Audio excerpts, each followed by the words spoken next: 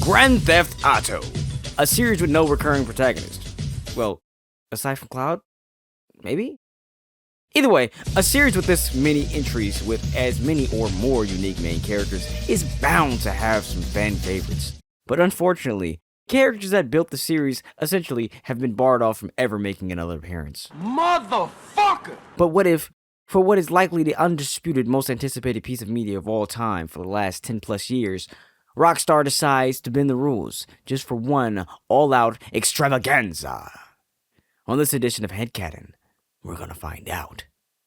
Canon is a fan-made term referring to a fictional franchise's officially accepted storyline, characters, and overall lore.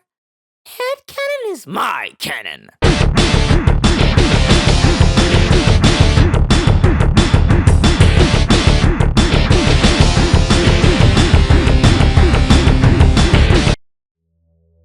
Bubba, Kivlov, Travis, Troy.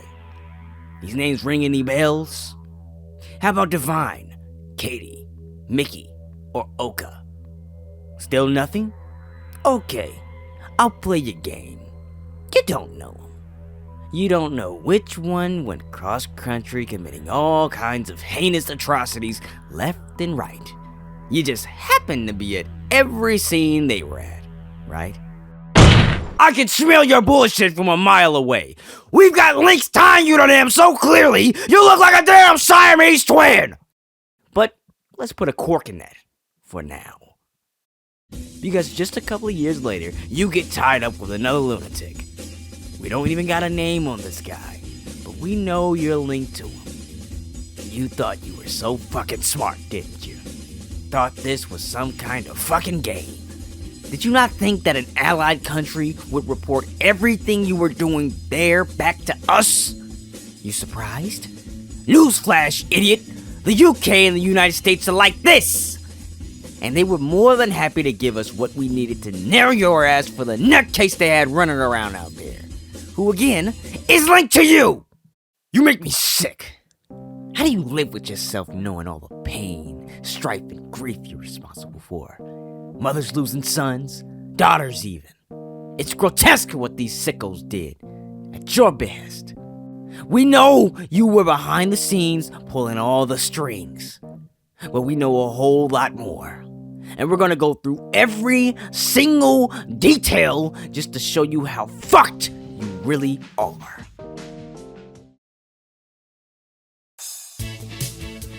You weren't satisfied with polluting Victor Vance or turning Vice City into your personal playground. You wanted more spice. So you betrayed him. Got a new toy, Tommy Vercetti. For some reason, you two clicked. Actually, what the hell am I talking about? You're both heartless, mass-murdering psychos. That's why you clicked. That's why you let him continue to run Vice City while you were off to the west. And that's when you discovered Carl Johnson, a nothing, gang-banging street thug. But just like Tommy, you saw something in him.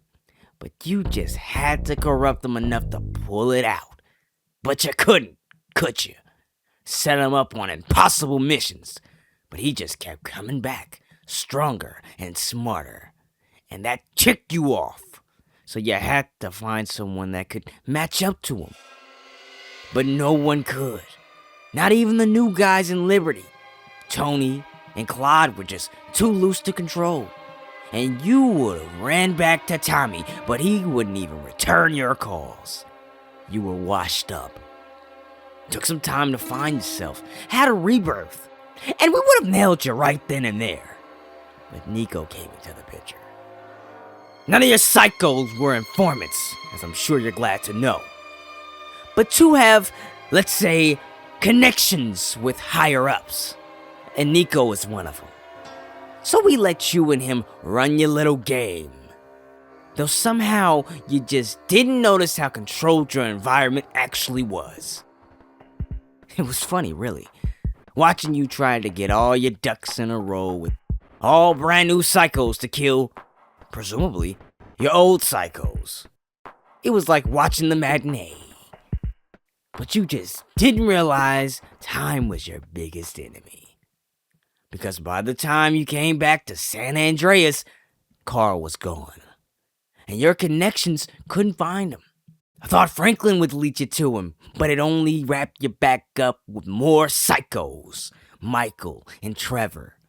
And 12 long years passed. Time changed you. You settled down.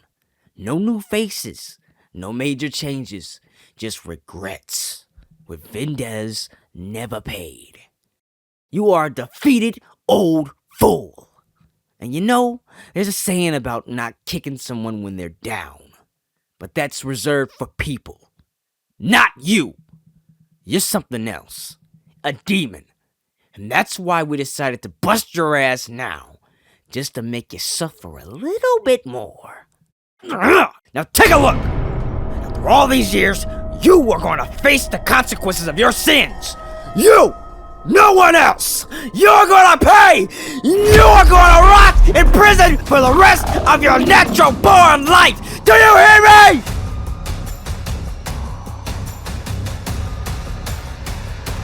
He's free to go. What? No, we have everything we need!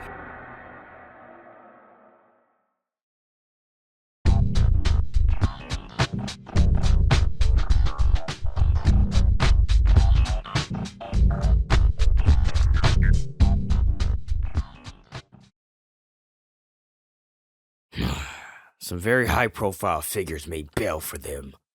They're on a plane to Leonida right about now. Despite everything I said, we had no direct evidence linking them to any crimes, so there's nothing we could do. It's really above my pay grade what happens, but I know this isn't over. Something big is happening. I realize now they won't end up in prison. No.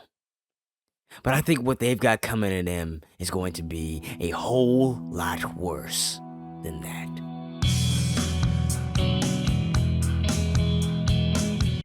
Can it fit in the cannon? Ah, shit. Here we go again. How does this fit into the established canon? Can it fit into the established canon? Well, no. But it could have if Rockstar didn't outright state each era of Grand Theft Auto games are in different universes.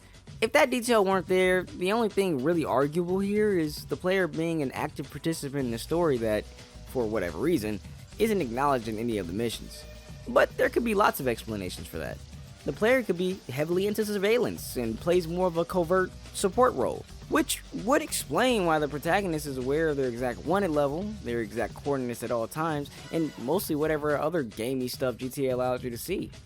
Then there's the supernatural or paranormal, which is also a route. It isn't like Grand Theft Auto doesn't occasionally reference aliens or ghosts, so it wouldn't be a stretch that the player is one that uses this ability to assist the protagonist. So many ideas.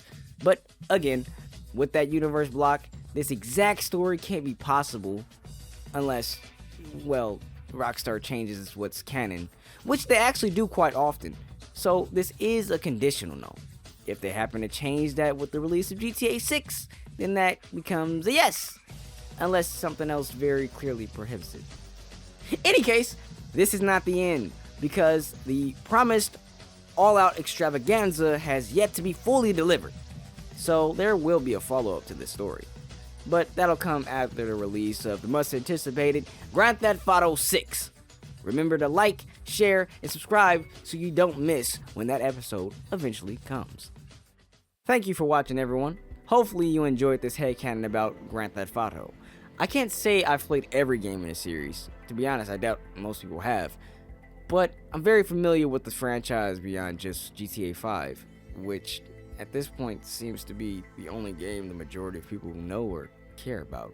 San Andreas is a very special entry for me, and without going into a long backstory, I'll boil it down to this. I'm from Las Vegas, the game features Las Vegas, the main character is black, I'm black, and I first got my hands on the game when I was probably still in diapers. So, as you can probably tell, my bias for CJ really shined here. I never liked the idea of him just dying soon after the game, or any of the protagonists at that. It's just anticlimactic. Don't get me wrong, I don't mind a good death for a character, I just wouldn't want it to be a footnote.